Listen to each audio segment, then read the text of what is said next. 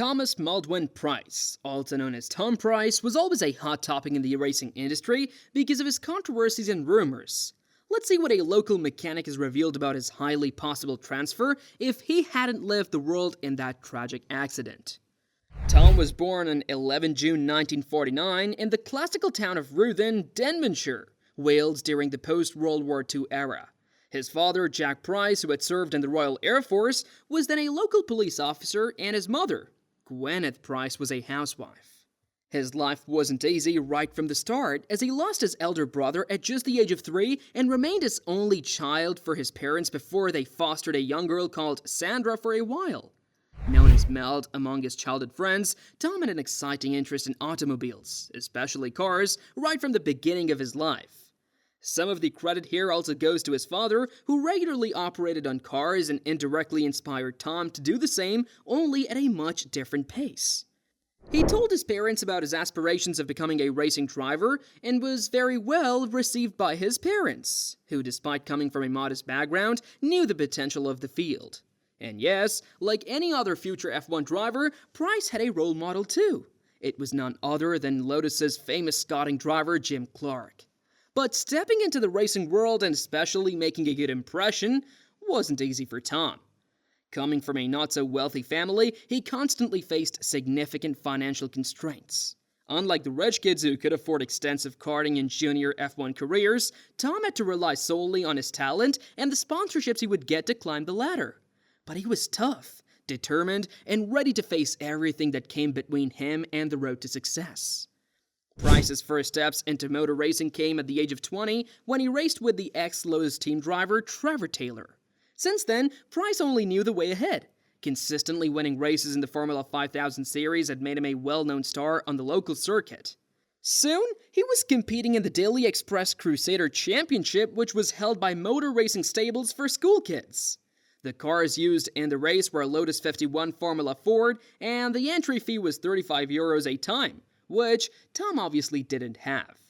Recalling his initial career with Alan Henry, Pryce stated, "The races were £35 a time, but I sold my Mini and my parents offered all the help and encouragement I could wish for." Now, with such a handsome entry fee, the prize was quite handsome too. The winner would get a Formula Ford Lola T200, which was worth €1,500 at that time. Everyone gave their best, and the series was decided at the very last round, where Pryce overtook the initially leading driver Chris Smith and won the trophy, and of course the Lola T200 too. It was the first big win for Pryce and what gave him the motivation to give up his farming career and pursue a full-time racing career, which would ultimately determine the fate of his life. Pryce also participated in a new twin-seater sports car category described as Formula F100, which he quite comfortably won. In fact, he won with an embarrassing ace, as motorsports author David Tremayne put it. This gave him a ticket to make his Formula 3 debut for Team Rumsey Investments at Brands Hatch in 1972. In the race, Pryce took a less popular Royale RP11 instead of the then-choice Royale RP9 in the Formula 3 support race for the F1 Race of Champions against some of the best drivers of that time, including Roger Williamson and James Hunt. Pryce won that race so easily that many of the opposition teams accused his car of being run underweight, which caused quite chaos among everyone. However, after a thorough inspection, it turned out that the wave bridge certificate had already expired and everyone's car was underweight. So in a way, Pryce did nothing wrong. Well, that's our opinion. What do you think about this? Let us know in the comments. So, Pryce retired from the leading group and was practicing for the support race of the 1972 Monaco Grand Prix when he encountered the first massive accident of his life. During the race, his car came to a stop at the casino square after a wire had cut loose, and Pryce got out of the car to fix it. But suddenly, he saw a car coming at him at full pace. And before he could do anything, he was knocked out into a shop window and broke his leg. It turned out Peter Lamplow had lost control of his car, and as a result, this massive accident occurred. However, a broken leg could not prevent Pryce from doing what he loved. The Welshman was back in action just 2 weeks after his accident and was ready to drive again. During his time with Royale, Pryce continued to win so many races that the company had even planned to enter Formula 2. However, after Manfred Schurte, their primary financier, backed up at the last moment, everything was ruined. One thing that Tom's father recalls about his son is that he never liked to get awards. According to Jack, Tom thought that awards were a jinx on a driver's career, which ultimately turned out to be true in his case too.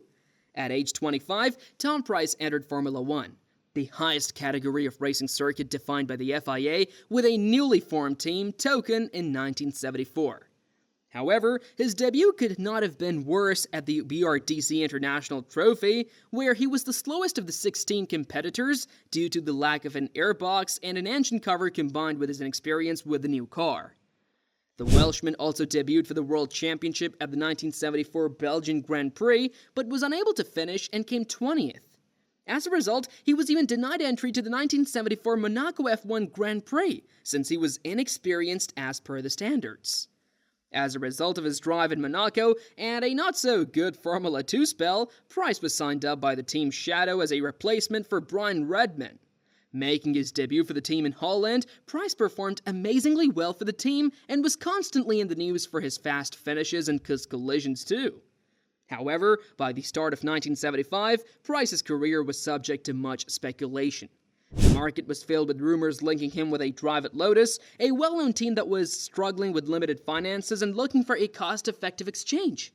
According to rumors, Lotus and Shadow were to swap Pryce and Ronnie Peterson, which would ultimately benefit both the team and the players too. In 1977, these rumors grew even stronger as Pryce's contract with Shadow was coming to an end. A local mechanic of that era even claimed a few years later that the signing of Tom Pryce with Lotus would surely have become a reality if he hadn't died. Maybe he would have joined the Lotus team, but we'll never be able to find out that, as the ferocious F1 racer left us in 1977, just at the age of 27, due to one of the most disastrous accidents in the history of Formula One. During his final year, Tom didn't start very well as he was in last place at the end of the first lap.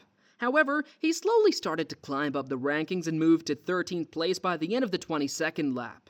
During the 22nd lap, Zorzi's car caught fire due to some fuel problem, and in order to help him, two marshals tried to cross the road and intervene. The first marshal successfully crossed the road, however, the second one got hit by Pryce's car at a speed of around 270 kilometers an hour. The marshal was instantly thrown away, and the fire extinguisher that he was carrying struck right to Pryce's head, causing his immediate death at the moment.